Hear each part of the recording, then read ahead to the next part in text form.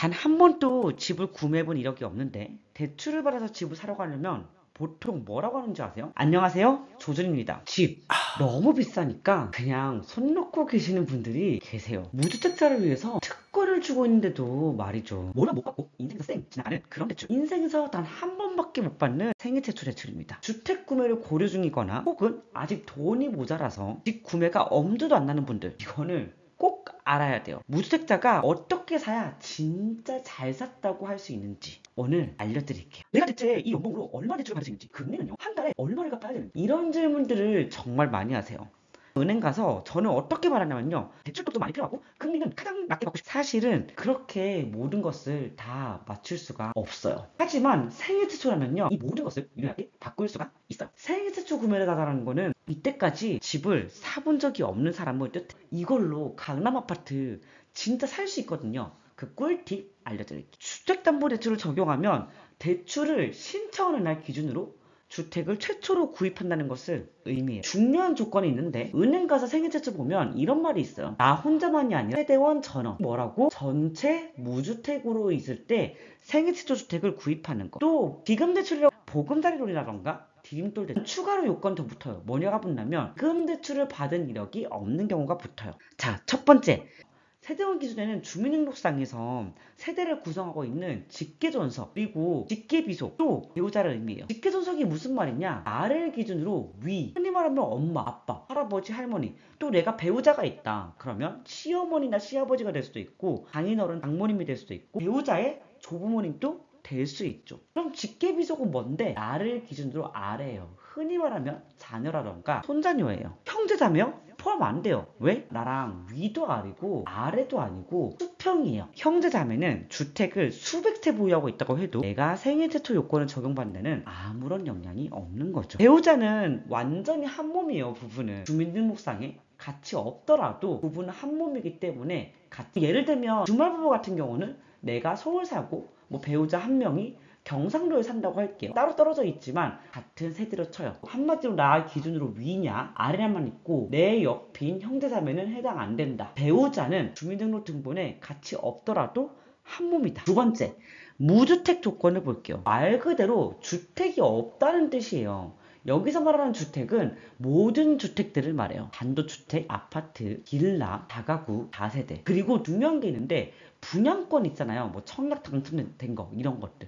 이런 거는 2018년 12월 11일 이후로는 분양권도 이제는 주택이기 때문에 이때 이후에 한 번도 내가 이거를 청약 당첨돼 본 적이 있다던가 분양권을 사본 적이 있다던가 그러면 안 돼요. 근데 또 많이 여쭤보는 게 있거든요. 오피스텔. 오피스텔은 대출 세계에서는 무주택이에요. 그래서 오피스텔 가지고 있다. 이거는 생애 최초 주택 조건은 가능하기 때문에 잘 쓰시면 될 것 같아요. 그 다음 요것도 진짜 많이 물어봐요. 내가 만약에 부모님이랑 같이 살고 있다던가 60세 이상 직계존속이 주택을 소유했다. 이거는 무주택으로 써요. 우리 부모님이 혹은 우리 조부모님이 혹은 배우자의 부모님이 60세 이상이다. 그러면 꼭 생애 최초 대출을 쓸 수 있도록 하세요. 그러면 무주택 기준이 딱 정리되시죠? 첫 번째, 세대원 전원이라던가 혹은 한 번도 주택을 사본 적이 없다던가 디딤돌 대출이나 보금자리론처럼 기금 대출을 받을 거다. 그러면 기금 대출 이력이 없다던가 라고 보시면 될 것 같아요. 이 생애 최초가 진짜로 강력해요. 모두 일반적으로 70%고 여기 규제 지역은 50%. 그런데 생애 최초는 10%씩 더 붙어요. 80%예요. 특히 강남에서 한다. 엄청나게 많이 올라가기 때문에 중요해요. 얼마나 큰 차이냐. 만약에 내가 1억을 모았어. 그러면 70%만 대출 나오면 얼마를 살 수 있냐면 3억 3천 대출을 살 수 있어요. 왜? 2억 3천이 대출 나오니까. 그런데 생애 최초라면요 엄청나요. 5억이나 대출이 나와요. 왜? 80%인 4억이 대출이 나오니까. 저는 6억까지만 대출이 나와서 생애 최초한테 가장 유리한 거는 1억 5천을 모았을 때요. 왜? 일반적인 대출에서는 3억 5천 대출이 나오는데 저는 6억이나 대출이 나오기 때문에 7억 5천을 살 수 있으니까 엄청나게 강력한 게 있어요. 이게 있단 말이에요. 생애 최초는 6억까지만 나오지만 LTV가 80%라는 거예요. 이 LTV 80%라는 게 뭐냐면 전세 플러스 대출, 한마디로 남의 돈이 80%까지 된다는 거예요. 이런 방법을 쓸 수 있어요. 강남이라고 쳐볼게요. 내가 헬리오시티에 살고 싶은 거야. 요 아파트 최근에 평균적으로 한 17억 5천 정도 한단 말이에요. 근데 이 아파트의 KB 시세는 얼마냐면요. 17억 3천이요. 몇 평이?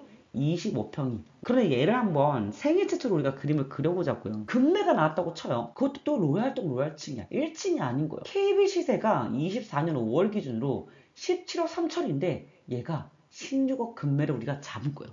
그러면 남의 돈 LTV 80%라고 했을 때 13억 8천까지 돼요. 생애 최초는 6억까지만 대출이 나오잖아요. 전세를 낀다고 했을 때 남의 돈 7억 8천까지는 또 낄 수 있다는 거예요. 이 말은 뭐냐? 내가 대출을 5억 받을 거다. 그러면 얼마를 받을 수 있다? 전세를 8억 8천을 받을 수 있다. 그러면 어떻게 돼요? 내 종잣돈이 2억 2천만 된다. 요거 합쳐서 16억이니까 살 수도 있는 거죠. 일반적이라면 종잣돈이 2억 2천이다 정도 때가 거의 최선이었단 말이에요. 근데 생애 최초를 이용해서 LTV 50%밖에 안 나오는 강남 지역 투기가율 지구에서 쓸 수 있다는 거예요. 연봉 8천에 무주택자라고 쳐보고 이 2억 2천도 나는 그냥 1억 모았고 한 5천만 원 신용대출 받았고 이제 나머지 7천만 원을 부모님이나 차용을 받은 거예요. 그럼 볼게요. 이게 말이 되나? 한번 봅시다. 지금 헬리오시티 금매 1층이긴 하지만 살짝 보면 진짜 16억짜리 이런 거 발견할 수 있어요. 전세가 지금 9억 4천, 9억 3천 이렇기 때문에 전세 9억에는 지금 구할 수도 있어요. 그리고 KB 시세가 17억 3천이라 그랬잖아요. 그러면 남의 돈 13억 8천까지 된단 말이에요. LTV 80%를 받을 수 있는 생애 최초가 자 생애 최초 25평 금매 16억을 우리가 도전한다고 칠게요. 남의 돈 LTV 80% 남의 돈이 13억 8천이란 말이에요. 그럼 이거 어떻게 할 수 있냐? 전세를 9억까지는 좀 못 받는다고 치고 양보해서 8억 8천에 받는다고 칠게요. 이게 먼저 선순위로 들어와야 돼요. 왜? 세입자의 보증금은 엄청 소중하기 때문에 이분을 먼저 선순위로 해주는 거예요. 생애 최초는 LTV 80% 전세 플러스 대출 남의 돈이 80%가 된다는 거예요. 그러면 전세를 먼저 8억 8천 세입자를 보호해주고 나는 대출을 5억만 받는 거예요. 그러면 이게 얼마예요? 13억 8천이잖아요. 그러면 내 종잣돈은 2억 2천만 되면 되는 거예요. 어떻게 보면 말이 안 되는 것 같지만 2억 2천을 가지고 살 수 있는 꿈의 숫자란 말이에요. 왜? 일반적으로는 죽었다 깨어나도 이 헬리오시티 16억에 2억 2천이라는 돈을 구해가지고 못 사요. 근데 우리가 생애 최초 LTV 80%라는 엄청난 무기만 쓰면 이거를 도전할 수 있다는 거예요. 여러분들이 이런 생애 최초 꿀팁에 꼭 도전했으면 좋겠어요.